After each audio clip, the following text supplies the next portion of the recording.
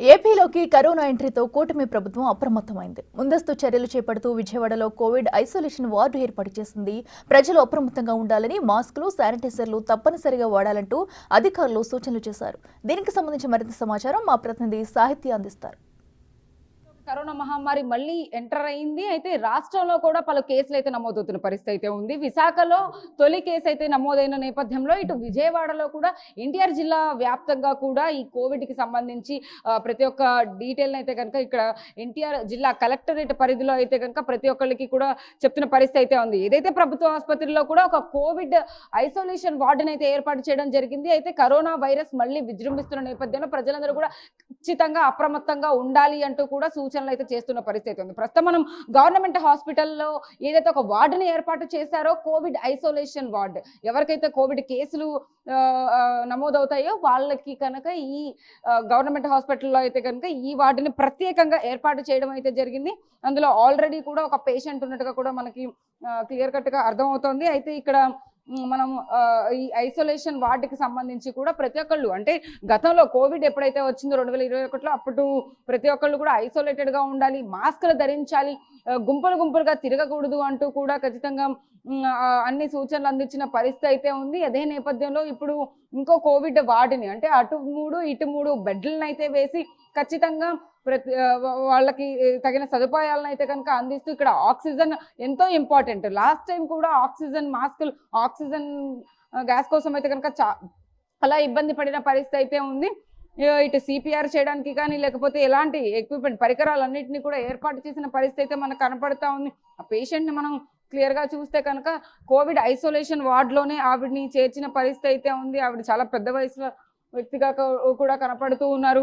అయితే కోవిడ్ కేసులు నమోదవుతున్న వేళ ప్రతి ఒక్కళ్ళు కూడా ఖచ్చితంగా మాస్కులని ధరించాలి అంటూ కూడా డాక్టర్లు అయితే సూచిస్తున్న పరిస్థితి అయితే ఉంది. ఇటు ఎన్టీఆర్ జిల్లా వ్యాప్తంగా కూడా ఇక్కడ మనం ఏదైతే కోవిడ్ వార్డుకి సంబంధించి కూడా ప్రతి ఒక్కటి మనం డీటెయిల్గా చూడొచ్చు. ఇక్కడ సిపిఆర్ చేయడానికి కూడా ఒక పరికరాన్ని ఏర్పాటు చేసి ఇక్కడ బెడ్లని కూడా 3 బెడ్లను అయితే ఏర్పాటు చేసిన పరిస్థితి కనపడతా ఉంది. మనకి ఏదైతే ఆక్సిజన్ మాస్క్ సంబంధించి కానీ ఎక్విప్మెంట్, ఆ పరికరాన్ని కూడా మొత్తం చూడొచ్చు. చాలా పగడ్బందీగా అయితే కనుక ముందు నుంచే అన్ని జాగ్రత్తలు తీసుకోవాలి అంటూ కూడా ఇప్పటి నుంచే ప్రజలు ఎవరైతే కోవిడ్ బారిన పడి వాళ్ళు హాస్పిటల్కి వస్తారో వాళ్ళ కోసం అయితే కనుక అన్ని ఏర్పాట్లు చేసిన పరిస్థితి అయితే ఉంది. ఈ బెడ్లన్నీ కూడా కోవిడ్ ఎవరైతే సోకుతుందో వాళ్ళందరి కోసమే ప్రభుత్వ ఆసుపత్రిలో ప్రత్యేకంగా ఏర్పాటు చేసిన పరిస్థితి అయితే ఉంది. చాలా నీట్ అండ్ క్లీన్గా అయితే కనుక బెడ్షీట్స్ని కూడా ఉంచిన పరిస్థితి అయితే కనపడుతూ ఉంది. అయితే అన్నీ చూడొచ్చు, ఎందుకంటే కోవిడ్ టైంలో చాలా శుభ్రంగా ఖచ్చితంగా అందరూ ఉండాలి. ఎవరు కూడా మాస్కులు లేకుండా అయితే కనుక బయటకు వెళ్ళొద్దు అంటూ కూడా సూచనలు చూస్తుంది. ఇక్కడ చూడొచ్చు మనం శానిటైజర్తో పాటు కాటన్, ప్రతి ఒక్కటి కూడా మందులన్నీ కూడా చాలా నీట్గా అమర్చిన పరిస్థితి. ఇక్కడ గ్యాస్ సిలిండర్ చూడొచ్చు మనం, ఏదైతే ఆక్సిజన్ కి సంబంధించి కూడా ఇప్పటికే అనేక ఇబ్బందులు ఎదుర్కొంటున్న పరిస్థితుల్లో గతంలో ఇప్పుడు మళ్ళీ అలాంటి ఇబ్బంది ఏమి ఉండకుండా అయితే కనుక ఈ కోవిడ్ వార్డులోనే ప్రత్యేకంగా అదనంగా ఇంకొక ఆక్సిజన్ సిలిండర్లను అయితే కనుక ఏర్పాటు చేసిన పరిస్థితి చూస్తున్నారుగా. నేను ఏదైతే మాస్క్ వేసుకున్నానో ప్రతి ఒక్కళ్ళు ఇలాంటి మాస్కులను అయితే ఖచ్చితంగా ధరించి బయటికి వెళ్ళాలి అంటూ కూడా ఇటు ఎన్టీఆర్ జిల్లా వ్యాప్తంగా కానీ ఇటు విజయవాడ కానీ ఏపీ వ్యాప్తంగా ఇప్పటికే ఏపీలో అనేక చోట్ల కోవిడ్ కేసులు అయితే నమోదవుతూ ఉన్నాయి. కాబట్టి ఖచ్చితంగా ఇలాంటి వాటిని ప్రతి ఒక్క దగ్గర కూడా ఏర్పాటు చేస్తూ ఉన్నారు. ప్రత్యేకంగా విజయవాడలో కూడా మాస్కులను అయితే ఖచ్చితంగా ధరించాలి అంటూ కూడా చెప్తున్న పరిస్థితి అయితే ఉంది. ఖచ్చితంగా మాస్క్ ఇంపార్టెంట్ కాబట్టి గుంపులుగా ఎక్కువగా తిరగకుండా ఏదైనా ఇంపార్టెంట్ పనప్పుడే ఖచ్చితంగా బయటికి వెళ్ళాలి అంటూ కూడా సూచనలు అయితే కనుక వినపడుతూ ఉన్నాయి.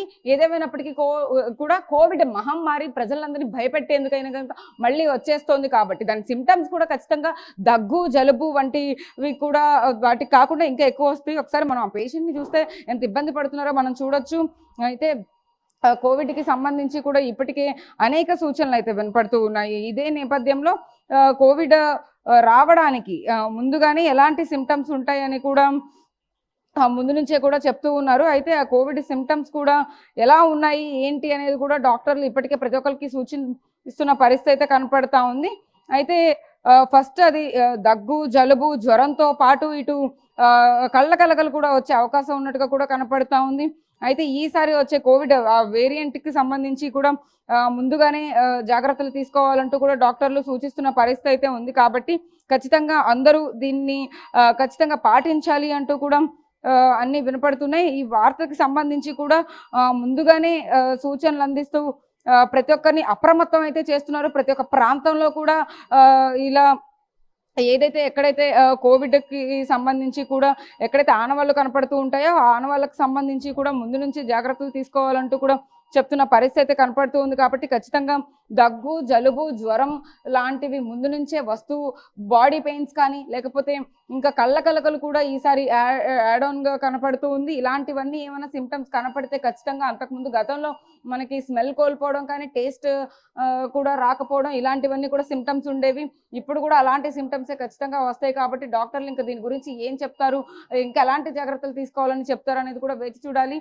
మొత్తంగా అయితే కనుక విజయవాడలో ఈ కోవిడ్ ఐసోలేషన్ వార్డునైతే మనం చూపించే ప్రయత్నం బిగ్ టీవీ అయితే చేస్తుంది. ఖచ్చితంగా బిగ్ టీవీ నుంచి కూడా అందరికీ ఒకటే విన్నపం, అందరూ చాలా జాగ్రత్తగా ఉండండి. మళ్ళీ కోవిడ్ మహమ్మారి అందరి ఇళ్లలోకి రాబోతుంది. కాబట్టి ఖచ్చితంగా ముందుగానే మాస్కులు ధరించి అందరూ కరోనాని ఖచ్చితంగా తొలగించే విధంగా అయితే కనుక అందరూ జాగ్రత్తలు తీసుకోవాలంటూ కూడా ఇటు డాక్టర్లు కానీ ఇటు బిగ్ టీవీ తరపు నుంచి మేము కూడా చెప్తున్న పరిస్థితి ఉందని చెప్పొచ్చు. వీడియో జర్నలిస్ట్ శివరామకృష్ణ, సాహిత్య, బిగ్ టీవీ, విజయవాడ నుంచి.